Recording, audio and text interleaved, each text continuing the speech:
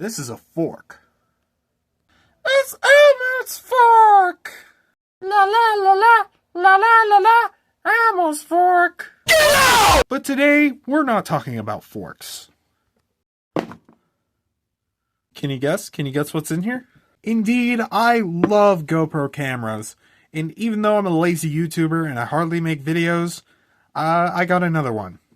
This right here is a GoPro Hero5 Session. And really, by any tech standards, this is old. This was made in 2016.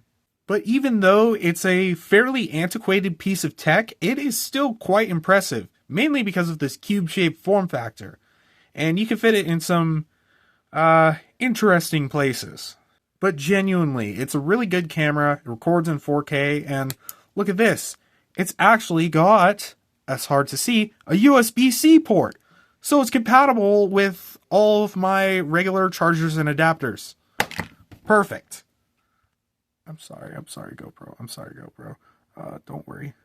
And guess what? Even though I kind of tossed it haphazardly into my case, it's perfectly fine. Because these cameras were indestructible. Of course, the same can be said about modern GoPros, even though they have a touchscreen. More on that later.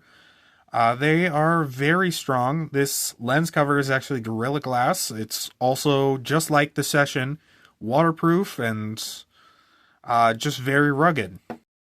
And this GoPro actually happens to be about the closest thing you'll get to a Session in the modern GoPro lineup. It is small and rugged, kind of like the Session, but it doesn't have the same charm as just this little cube. It does have some upgrades. You got built-in mounting figures. With this one, you actually need to have a frame mount. This also has a touchscreen. It also has better stabilization, even though you have to apply it in post using GoPro software. It's still a lot better than the very primitive stabilization that this has. But like I said, it just doesn't have the same charm as Slow Cube. I mean, look at that. It's adorable. But the Session still has its drawbacks. This is the only screen you get on the Session, and it's really just used for quick changing settings and connecting to the Quick app. There's not really much you can do with the little screen. It also has stabilization, but the stabilization really sucks because it was 2016. It was the first GoPro kind of generation to have stabilization, and it really sucked. It's nothing like the Hypersmooth, which is the stabilization you'll get with this. But you also, in a lot of ways, get more settings options with this camera. You actually get to change your color profile, your field of view, and you have more resolutions to mess around with. With this camera, you basically only get 4K and 1080p. This, you can have 4K, 2.7K, 1080p. You can change the frame rate. You can change the field of view. Right now, I have it in linear field of view, which is without the lens distortion. And overall, I just think it's surprisingly more versatile than this very simple, bare bones GoPro. But the question is this really better than a modern GoPro? I know they're very different, but does this still hold up so many years later? Is the video quality still usable? Let's find out. Video comparison. And this is the video on the Hero5 Session. So, same lighting situation, same, environment. Right now I'm shooting at 1080p, and I've got wide field of view just to be fair, to be closer to this camera. And let's see how much better it looks. I know the stabilization isn't going to look very good. And this is actually take 2 on the GoPro Hero 2024 because the footage is corrupted. It won't stabilize. See? It still says stabilizing. And it's been saying that for like 15 minutes. As you can see, there are definitely some differences. The Hero5 Session had arguably worse audio. It was a little bit noisier, at least in the room that I'm in. This one was a little bit more clear, at least from what I can tell. a little bit less noisy. This didn't do as good in the lighting because this has a much smaller sensor. Even though they both record at 4K, Hero just has a smaller lens, a smaller sensor. This has a larger sensor, so did a little better in that regard. This also had a little bit more flat colors. Now, this only has one color profile. This has two color profiles, GoPro color and flat. I put it in GoPro color, and actually it looks a little bit flatter than GoPro color on this camera. So a little bit different there.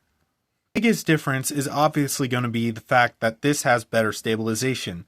Again, it's applied in post, and actually I had to take 2 takes with this camera because the original clip would not stabilize using the GoPro app. And you can actually do it on PC. There's an app called GoPro Player, which will allow you to add that stabilization in post.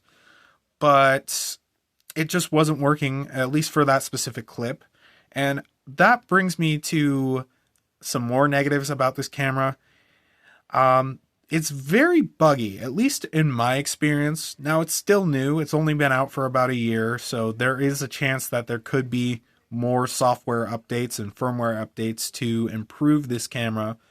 But as it stands, it's a little buggy. I've had a few clips just not processed properly that I couldn't stabilize. I've had it not record clips even when I pressed record and it indicated that it was recording. Also doesn't have very good battery life. Now, both these cameras have built-in batteries. This one, I'm not really sure if it's the settings I have or what, but it just doesn't hold a charge. Now, there is a battery saving mode which will actually downgrade your video to 1080p on here. Maybe that would help, but this is kind of marketed as a throw and go camera, so I don't really mess with the very few settings that there are on here. And this also seems to hold a charge better if it's just sitting, like you don't use it at all. I've had this just unplugged, not plugged in charging, but just sitting for a few days and it holds a charge. This camera, for some reason, does not. Now, that's a little bit of a negative. If you want to film something and you haven't used this in a few days, you might want to just leave it on charge or plug it in before you plan on using it, which kind of sucks.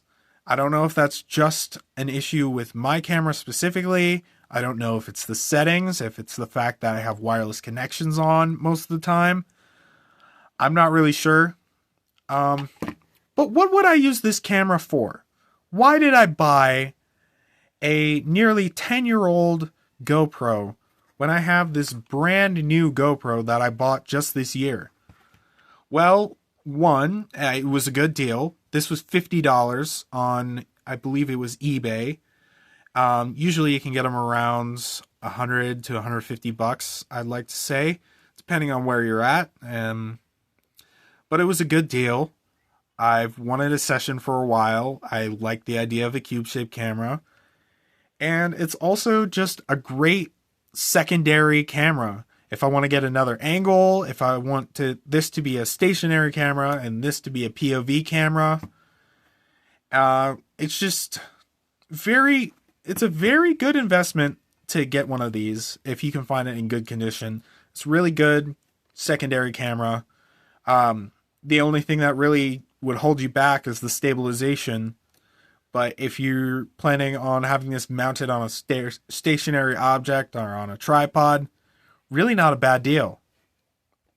Anyways, guys, I hope you enjoyed me yapping about these GoPros. Let me know what you think. Was this a good investment?